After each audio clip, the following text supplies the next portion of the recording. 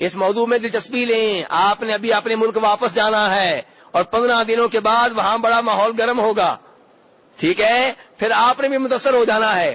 آپ نے کہنا آخر یہ سارے جھوٹے تو نہیں ہو سکتے نا, یہ سارے غلط تو نہیں ہو سکتے نا, آپ نے بھی یہی سوچنا شروع کر دینا ہے. ٹھیک ہے میرے بھائی, اس طریقے ان باتوں کو بڑے دھیان سے بڑی توجہ سے سنیں. کہتے ہیں نا, کہتے ہیں جوہا کا نام سنا ہو آپ لوگوں نے, جوہا کا, جیسے اردو والے استعمال کرتے ہیں نا ملا نصیر الدین کا نام, ایسے عربیوں میں ایک نام ہے جوہا کا. جوہا نے سوچا ایک بار کہ میں اپنے گاؤں والوں کو بیوقوف بناتا ہوں. بیوقوف کیسے بنایا کہ پورے گاؤں میں مشہور کر دیا کہ ساتھ والے گاؤں میں گوشت فری میں تقسیم ہو رہا ہے, گوشت فری میں تقسیم ہو رہا ہے.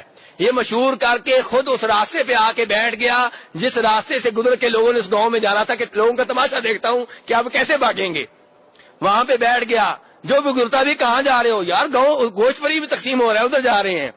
ایک آدمی, 2 آدمی, سب کہہ رہے ہیں گوشت فری میں تقسیم ہو رہا ہے. جوہا نے سوچا یار یہ سارے غلط تو نہیں کہہ سکتے, وہ بھی بھاگ کھڑا ہوا. تو میرے بھائی یہ صورتحال ہوتی ہے کہ ضروری نہیں کہ جو بات مشہور ہو جائے وہ واقعی صحیح ہو. آپ تحقیق کریں, چیک کریں, حوالہ مانگے, قرآن پاک کا حوالہ مانگے, حدیث کا, صحیح حدیث کا حوالہ مانگیں. تو میرے بھائی شب برات کے تعلق سے جب آپ دیکھیں گے نا کہ سارے چینلز کے اوپر آپ دیکھیں گے, کوئی بھی چینل کھول لیں, ہر چینل کے اوپر شب برات کا ذکر ہو رہا ہے, تو آپ نے کہنا ہے سارے چینل غلط تو نہیں ہو سکتے نا, ایسے ہی نا, ایسے ہی کہنا ہے آپ نے جوہا کی طرح کہ سارے غلط نہیں ہو سکتے. میرے بھائی نہیں نہیں نہیں نہیں, چینلز دین نہیں ہے, قرآن و حدیث موجود ہے, اس میں آیت دیکھیں کس آیت میں اس کی فضیلت آئی ہے, کس حدیث میں آئی ہے. اور اللہ تعالیٰ کرے کہ مجھے یاد رہے یہ روایات بیان کرنے کے بعد میں قرآن کی طرف بھی آؤں گا کہ چند آیتوں کو بھی لوگوں نے دلیل بنایا ہے, میں وعدے کروں گا کہ ان کی صحیح تفسیر کیا ہے. تو بہرحال میرے بھائی ایک اور روایت بیان کی جاتی ہے, کیا کہ فرمایا نبی صلی اللہ علیہ وسلم نے کہ رجب جو ہے یہ اللہ کا مہینہ ہے. کیا روایت بیان کی جاتی ہے, رجب کس کا مہینہ ہے, اللہ کا, اور شعبان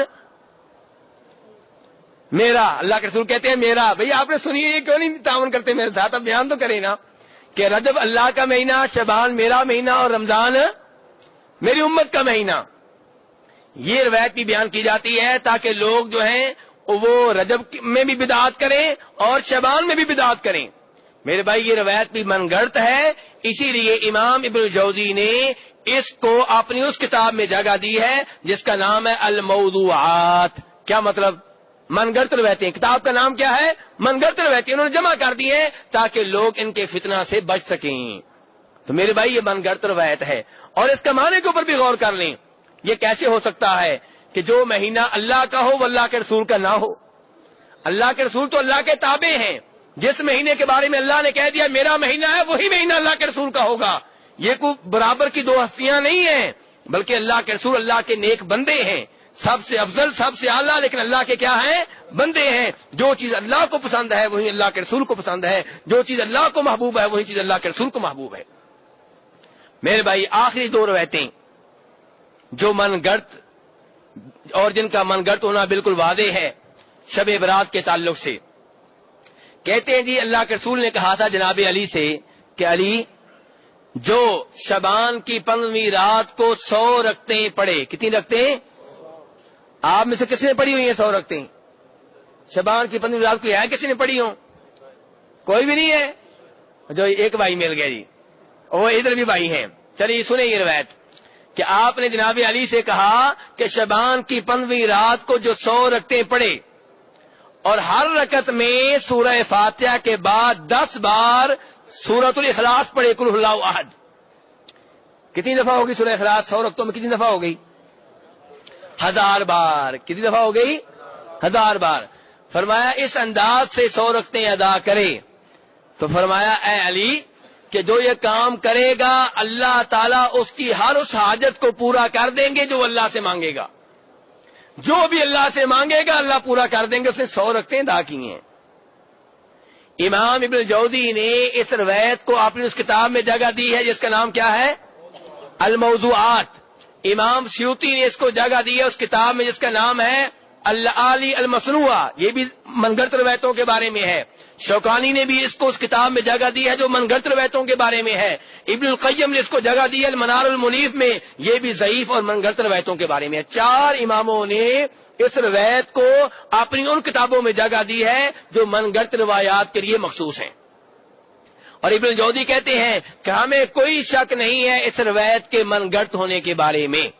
کیا کہتے ہیں؟ ہمیں کوئی شک نہیں ہے. اور کہتے ہیں کہ کتنی عجیب بات ہے کہ اگر اس کے اوپر عمل کرنا چاہیں تو عمل بھی بڑا مشکل ہے کہ کئی راتیں چھوٹی ہوتی ہیں جیسے آج کل ہیں.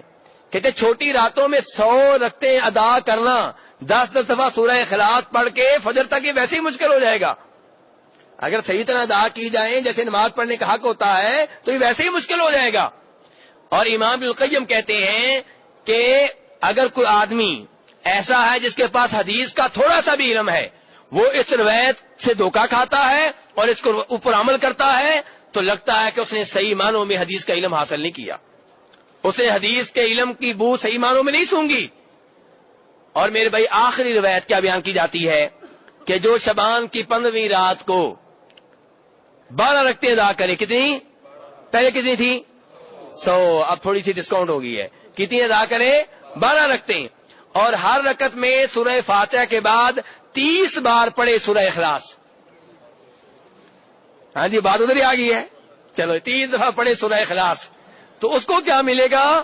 بقول اس من گھڑت روایت کے اس کو اپنی جگہ سے اٹھنے سے پہلے دکھا دیا جائے گا کہ جنت میں تمہارا ٹھکانہ کون سا ہے.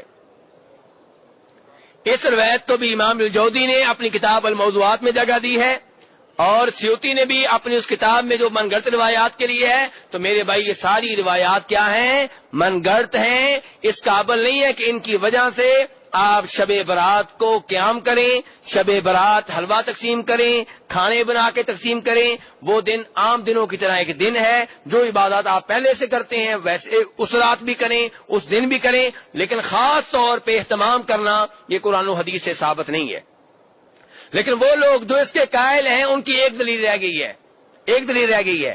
وہ کہتے ہیں جناب والا یہ تو وہ رات ہے جس رات اللہ تعالیٰ لوگوں کے فیصلے کرتے ہیں.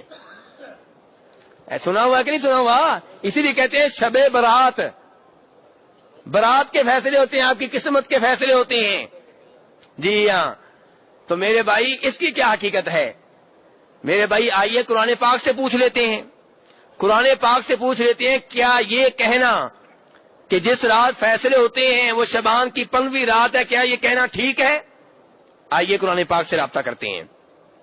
اللہ تعالیٰ 25ویں سپارے میں سورہ دخان میں فرماتے ہیں اِنَّا أَنزَلْنَاهُ فِي لَيْلَةٍ مُبَارَكَةٍ إِنَّا كُنَّا مُنذِرِينَ فِيهَا يُفْرَقُ كُلُّ أَمْرٍ حَكِيمٍ کہ ہم نے قرآن کو اتارا ہے ایک بابرکت رات میں. کس رات میں؟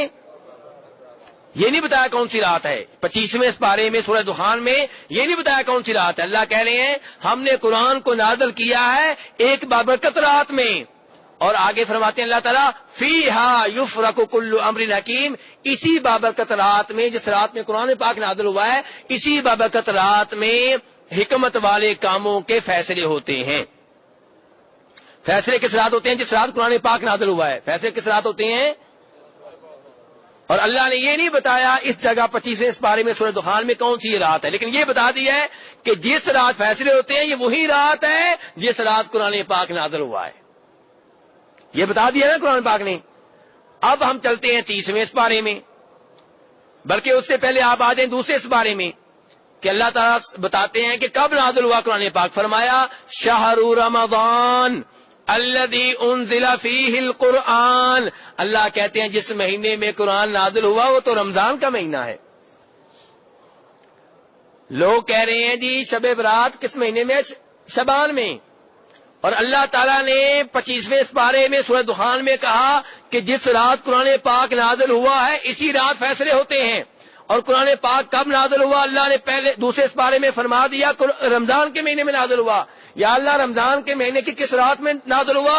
30ویں سپارے میں آ جائیں اِنَّا أَنزَلْنَاهُ فِي لَيْلَةِ الْقَدْرِ. فرمایا قرآن کو ہم نے نازل کیا شب قدر میں. شب قدر کس مہینے میں ہوتی ہے؟